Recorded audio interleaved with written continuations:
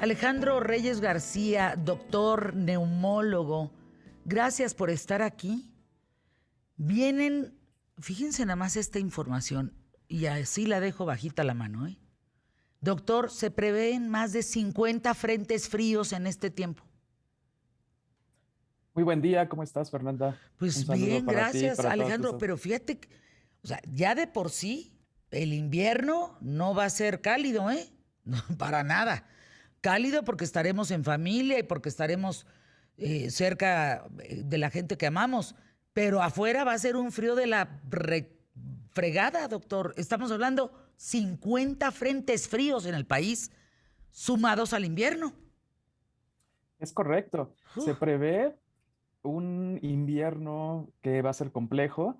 La gente empieza a resguardarse en sus casas, ventila menos sus viviendas, sus lugares de trabajo, y eso es el factor de riesgo que nos hace que recirculen virus de la temporada, ¿no? Influenza y algunas otras enfermedades respiratorias se agudizan. Entonces, sin duda, el cambio de clima favorece a la exacerbación y la agudización de muchas enfermedades respiratorias y pues Ujú. somos un gran país que por años, desde el 2009, ha tenido y se ha enfrentado en cada temporada a un incremento en el número de casos de enfermedades respiratorias agudas de etiología viral, ¿no? No es una sorpresa ahora de lo de esta pandemia. No, no, no. Evidentemente COVID-19 sí, pero hay gripe, hay influencia, hay rinofaringitis, hay faringitis, bronquitis, neumonía.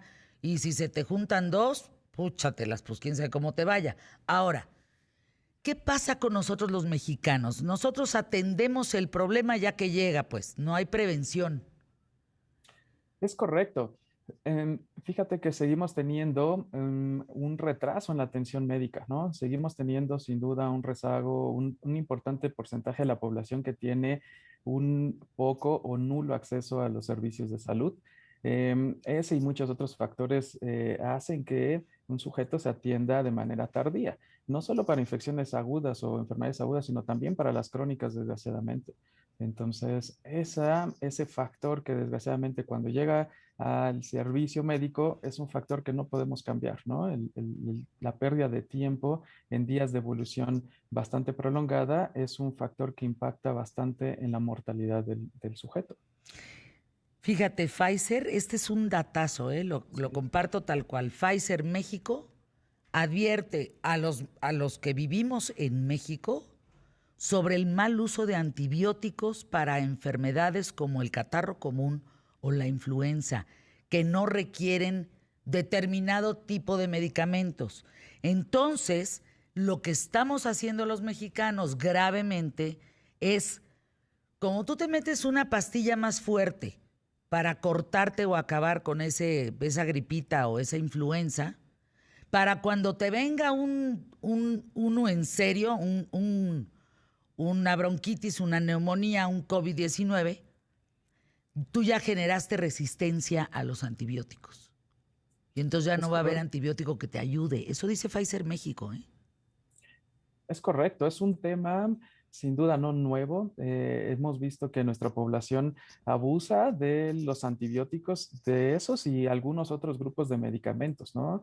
Antitusígenos, antigripales, algunos otros medicamentos que, como los antiparasitarios que ahora en esta pandemia se han utilizado muchísimo y que desgraciadamente se asocia a los sujetos que utilizan estos medicamentos, uno, a la presentación de eventos adversos. Dos, así como bien dices, en el tema de antibióticos, a una mayor resistencia a antimicrobianos cuando realmente se necesitan. Y tres, es muy importante también ahora que se ha destacado mucho la participación en investigación, en protocolos de investigación en México, en muchos lugares. Es un criterio de exclusión. Muchos pacientes usan antibióticos, antiparasitarios. Ahora también con el tema del COVID, tratamientos que se dieron o que son parte del grupo de tratamiento para pacientes con VIH, se utilizaron al inicio o los utilizó la población en general y al momento que intentas incluirlo a un protocolo de investigación que intentas sumarle una evidencia como lo son pues muchas moléculas que se están probando ahorita en fase 3 en el mundo. Entonces, el hecho de que ese sujeto haya tenido o haya consumido este medicamento lo excluye de participar o beneficiarse con el uso de algún medicamento experimental, ¿no? Entonces, son muchos los temas que están detrás del Hombre, abuso de tratamiento en nuestra población y afortunadamente se han en los últimos años intensificado las medidas por claro. COFEPRIS, por la Secretaría de Salud para limitar este abuso, ¿no? Ahora ya no te ven, ya no hay tanto acceso a los antibióticos, o más bien ya está limitado a los antibióticos de venta libre. Tienes que tener una prescripción, una receta médica. Entonces ahora la cámara está enfocada a que el médico de primer contacto haga o tenga un uso racional de los antibióticos y los otros medicamentos para el tratar las enfermedades respiratorias agudas, no solo COVID, no solo influenza, sino cualquier enfermedad respiratoria que en la época de invierno se presume que la mayoría, más de un 80% son de etiología viral, entonces no se requieren en un inicio, ¿no? Entonces estás diciendo que o sea, estamos tomando medicamento, digamos, cuando puede ser una bacteria o cuando puede ser un virus que no es, o sea, que normalmente en la temporada no son virus. No, Esto, no al entendí muy bien contrario, cómo.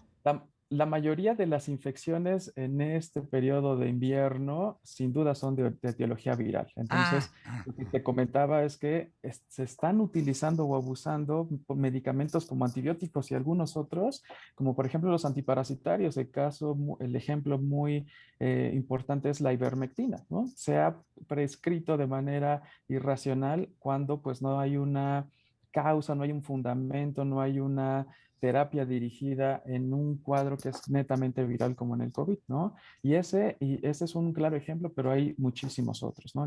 El mensaje es, en esta temporada de invierno, donde va a cambiar bastante nuestro clima, vamos a ser azotados por muchos frentes fríos, pues la humedad en el ambiente, el resguardo de la gente, favorece a que presentemos o tengamos datos de infecciones respiratorias agudas por esta recirculación que se tiene de los agentes virales como adenovirus, rinovirus, influenza, sin duda, en estas temporadas, ¿no?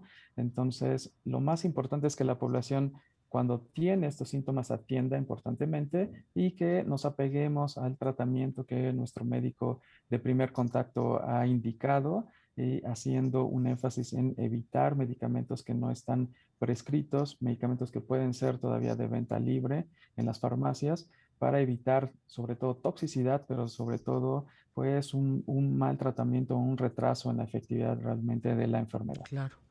Alejandro, muchos recomiendan que también ahí nos vamos del otro lado de la barda, pues, las vitaminas, que el gramo de vitamina C diario, pero yo también lo que veo, que me comparten los médicos aquí en ¿Qué tal Fernanda?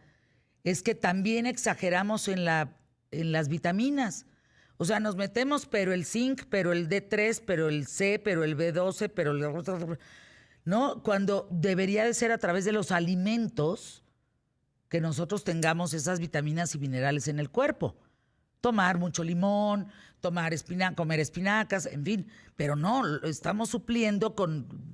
Bueno, ¿qué no le entran a las pastillas de nopal? ¿Cómo va a ser mejor una pastilla de nopal que el nopal mismo? Es correcto. Fíjate que se ha abusado mucho de la prescripción de vitaminas, de suplementos, ¿no? Y no se diga de medicamentos milagro.